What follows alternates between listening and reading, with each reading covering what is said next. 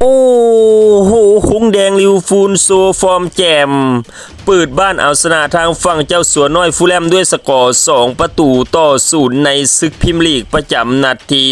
32โอ้โหสุดๆจริงๆทางฝั่งหงแดงลิวฟูลในเกมมีทางฝั่งอาร์เนอร์สล็อตมีการซับเปลี่ยนจากเกมที่พวกเขาพ่ายแพ้ต่อทางฝั่งปารีสแซงต์แชร์แมงในศึกยูฟ่าแชมเปี้ยนลีกหลายตำแหน่งโดยในเกมนี้นำทัพมาโดยเวอร์จิลฟานได้โมฮัมเหม็ดซาลาฟอเรียนเวียดรวมทางฝั่งลีโอเอ็นกูมูฮะพร้อมในเกมนี้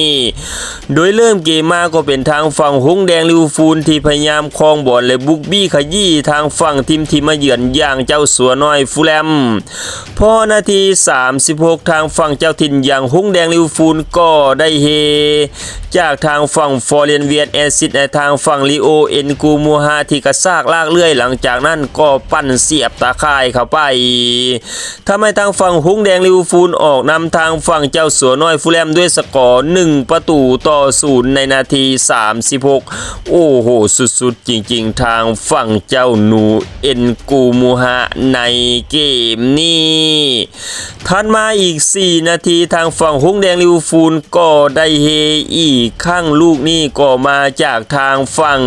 เอ็นกูมูฮะที่เปิดบอลในทางฝั่งโกดี้กากโปหลังจากนั้นทางฝั่งกากโปก็เอซิดโมเมดซาลาซัดเข้าไปทำให้ทางฝั่งหงแดงลิวฟูลหนีห่างทางฝั่งเจ้าสัวน้อยฟูลแลมด้วยสกอร์2ประตูต่อ0ในนาที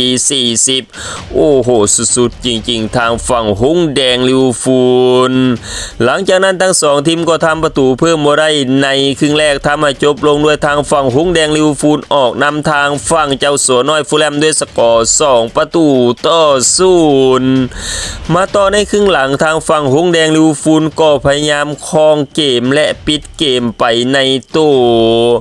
ถัดมาในนาที69ทางฝั่งหงแดงลิวฟูลก็มีการเปลี่ยนตัวทางฝั่งอเล็กซานเดอร์อีซักโจโกเมสและอเล็กซิสแมคอาลิสเตอร์ลงมาหลังจากนั้นก็ถอดทางฝั่งฟอเรนเวียดเจเรมีปิมปงรวมทางลีโอเอ็นกูมูฮะออกในเกมนี้หลังจากนั้นทั้ง2ทีมก็ทำประตูเพิ่มมาได้ทำให้จบลงด้วยทางฝั่งหงแดงลิวฟูลที่เปิดบ้านเอาชนะทางฝั่งเจ้าสัวน้อยฟูลแลมด้วยสกอร์2ประตูต่อ0ในศึกพรีเมียร์ลีกประจำนัดที่32โอ้โหสุดๆจริงๆทางฝั่งหงแดงลิวฟูลในเกมนี้สถิติหลังเกมทางฝั่งเจ้าถิ่นอย่างหงแดงลิวฟูลในเกมนี้พวกเขาครองบอลไปถึง 53% ส่วนทางฝั่งทีมที่มาเยือนอย่างเจ้าสัวน้อยฟูลแลมพวกเขาครองบอลไปเพียง 47% ในเกมมีทางฝั่งเจ้าถิ่นสร้างโอกาสยิง18ครั้งส่วนทางฝั่งทีมที่มาเยือนสร้างโอกาสยิงถึง19ครั้งในเกมมีทางฝั่งหงแดงลิวฟูลยิงเข้ากรอบ5ครั้งเป็น2ประตูส่วนทางฝั่งเจ้าสัวน้อยฟูลแลมในเกมนี้พวกเขายิงเข้ากรอบ4ครั้งบ่เป็นจักประตูหลังจากในเกมมีทางฝั่งหงแดงลิวฟูลเก็บได้3คะแนนเต็มทำให้พวกเขาลั่งอยู่ในอันดับที่5ของตารางศึกพรีเมียร์ลีกหลังจากแข่งไปแล้ว32นัดมี52คะแนนมิรูเซียบวกอยู่10ซึ่งพวกเขาอยู่ในอันดับที่5ซึ่งมีสิทธิ์ไปเล่นในยูฟ่าแชมเปี้ยนลีกฤดูกาลหน้า